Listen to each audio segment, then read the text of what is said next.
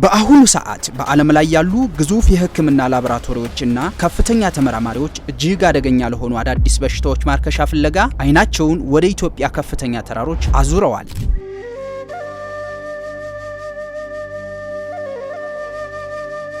ለዘመናት ምዕራባውያን እንደ ተራፈ ታሪክ ወይም ደግሞ ኋላ ቀር ባህላዊ ልማድ አድርገው ያጣጣሏቸው የኢትዮጵያ ጥንታዊ የፈውስ ጥበቦች ዛሬ በ21ኛው ክፍለ ዘመን ሳይንስ ውስጥ አስገራሚ የሞለኪውል ምስጢሮችን እየገለጡ ነው።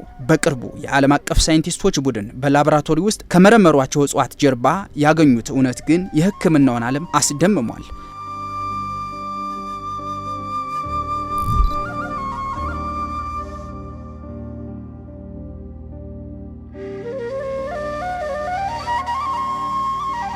እነዛ ዘመናዊና ጠንካራ የሚባሉት አንቲባዮቲክስ ሊያጠፏቸው ያልቻሉትን ገዳይ ባክቴሪያዎች እነዚህ ጥንታዊ እጽዋት በሰከንዶች ውስጥ እንደሚደመስሱ በተግባር ተረጋግጧል። በቅርቡ የዓለም አቀፍ ሳይንቲስቶች ቡድን በላቦራቶሪ ውስጥ ከመረመሯቸው እጽዋት ጀርባ ያገኙት እውነታ ግን የሕክምናውን ዓለም አስደምሟል። እነዛ ዘመናዊና ጠንካራ የሚባሉት አንቲባዮቲክስ ሊያጠፏቸው ያልቻሉትን ገዳይ ባክቴሪያዎች እነዚህ ጥንታዊ እጽዋት በሰከንዶች ውስጥ እንደሚደመስሱ በተግባር ተረጋግጧል።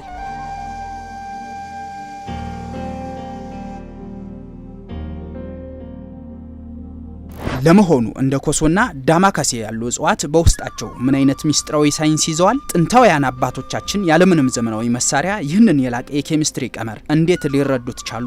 ዛሬ ዲጂታል አሻራን ተከትለን በኢትዮጵያ ተራሮች ውስጥ የተሸሸገውን ዓለም አቀፍ ሳይንቲስቶችን ያስደነገጠውን ጥልቅ የባህላዊ ሕክምና ሳይንስ እንፈትሻለን። ወደ ዋናው ታሪክ ከመግባታችን በፊት አሁን ዓለማችን ያለችበትን ትልቅ የሕክምና ቀውስ መረዳት አለብን። ዛሬ የሕክምናው ዓለም ሱፐር ባግስ ወይም አንቲባዮቲክ ሬዚስታንስ ከሚባል አስፈሪ ጠላት ጋር እየተጋፈጠ ነው።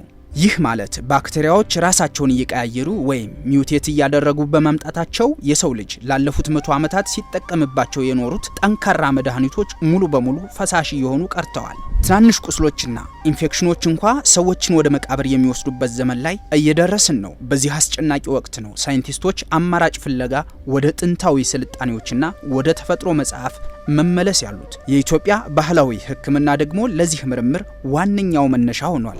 ኢትዮጵያ በጂኦግራፊያዊ አቀማመጧ የተለየ የአየር ንብረት ስላላት በዓለም ላይ በሌላ ቦታ የማይበቅሉ ወይም ኢንደሚክ የሆኑ በመቶዎች የሚቆጠሩ የመድኃኒት እጽዋት መገኛ ናት። ነገር ግን ከእጽዋቱ መኖር በላይ የአባቶቻችን የጥናትና የመለየት ጥበብ እጅግ አስደናቂ ነበር። በመጀመሪያ በሁሉም የኢትዮጵያ የቤት ውስጥ አጥር አጠገብ የምናገኛትን ዳማካሴን እንውሰድ። አብዛኛው ማህበረሰብ ለጉንፋን፣ ለራስ ምታትና ለሆድ ህመም ቅጠሏን ጨምቆ በመጠጣት ወይም በማሽተት ይጠቀምበታል። ነገር ግን ዘመናዊው ፋርማኮሎጂ የዳማካሴን ቅጠል በላቦራቶሪ ውስጥ ለይቶ ወይም ኤክስትራክት አድርጎ ሲመረምር በውስጡ ባዮአክቲቭ ኮምፓውንድስ የሚባሉ ህይወት ያላቸው እጅግ ንቁ የሆኑ ኬሚካሎችን አግኝቷል። ሳይንሳዊ ጥናቶች እንደሚያሳዩት በዳማካሴ ውስጥ የሚገኙት ፍላቮኖይድስ እና ኢሴንሻል ኦይልስ በሰውነታችን ውስጥ የሚገቡ የቫይረስና የባክቴሪያ ህዋሳትን የውጭ ሽፋን የማፍረስ አስገራሚ አቅም አላቸው።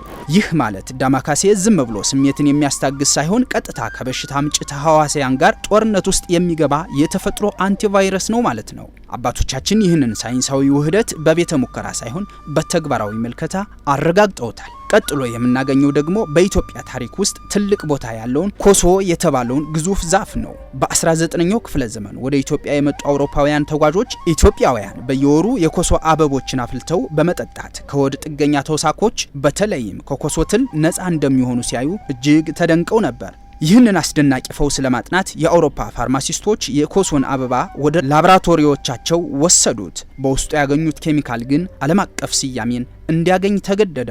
እሱም ኮስቶኪን ይባላል። ኮስቶኪን በሰውነታችን ውስጥ ያሉ ጥገኛ ተውሳኮችን ማዕከላዊ የነርቭ ስርዓት ሽባ በማድረግ ወይም ፓራላይዝ በማድረግ ያለምንም የጎንዮሽ ጉዳት ከሰውነት እንዲወገዱ ያደርጋል። የሚገርመው ነገር አባቶቻችን ኮሶ በጣም ኃይለኛ መድኃኒት መሆኑን ስለሚያውቁ መጠን እንዳይበዛ በጥንቃቄ መጥነው ነበር የሚሰጡት። ይህ የሚያሳየው የኢትዮጵያ ባህላዊ ሕክምና እንዲሁ በግምት የሚደረግ ሳይሆን የራሱ የሆነ ጥልቅ የስሌትና የሙከራ ሂደት የነበረው የተራቀቀ ሳይንስ መሆኑን ነው። ዛሬ የዓለም አቀፍ የሕክምና ሳይንስ የኢትዮጵያውያንን ጥንታዊ እውቀት ባዮ ፕሮስፔክቲንግ ወይም ከተፈጥሮ እውቀትን የመቅዳት ሳይንስ ብሎ ይጠራዋል። እንደ ተራ ቅጠል የምናያቸው ነገሮች ለነገው ዓለም የካንሰር ወይም የኤችአይቪ መድኃኒት መገኛ ሊሆኑ እንደሚችሉ ሳይንቲስቶች በከፍተኛ ተስፋ እየሰሩበት ይገኛሉ። ነገር ግን እዚህ ጋር ትልቅ ክፍተት አለ። ይህ ጥንታዊ እውቀት በብራናዎች ላይ ተጽፎ ወይም ከአባት ወደ ልጅ በቃል ብቻ እየተላለፈ በመምጣቱ ዛሬ ተገቢውን ጥበቃና ትኩረት ካልተደረገለት ሊጠፋ የሚችልበት አደጋ ተጋርጦበታል። የአባቶቻችንን ጥበብ ማክበር፣ በዘመናዊ ሳይንስ ማበልጸግና የሀገራችንን ድብቅ እውቀት ለዓለም ማሳየት የሁላችንም በተለይም የዚህ ትውልድ ትልቁ የቤት ስራ ነው። ጥንታውያን አባቶቻችን ጥለውልን የሄዱትን ይህንን ታላቅ ዲጂታል አሻራ ጠብቀን ማቆየት አለብን። ይህ ቪዲዮ በባህላዊ ሕክምናችን ላይ ያለዎትን እይታ ከቀየረው ላይክ እና ለሌሎች እንዲዳረስ ሼር ማድረገውን አይርሱ።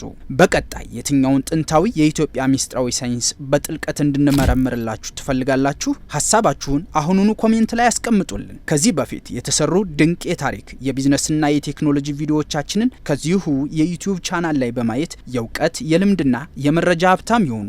በሚቀጥለው ሳምንት በሌላ ድንቅ ዶክመንተሪ እስክንገናኝ ሰላም።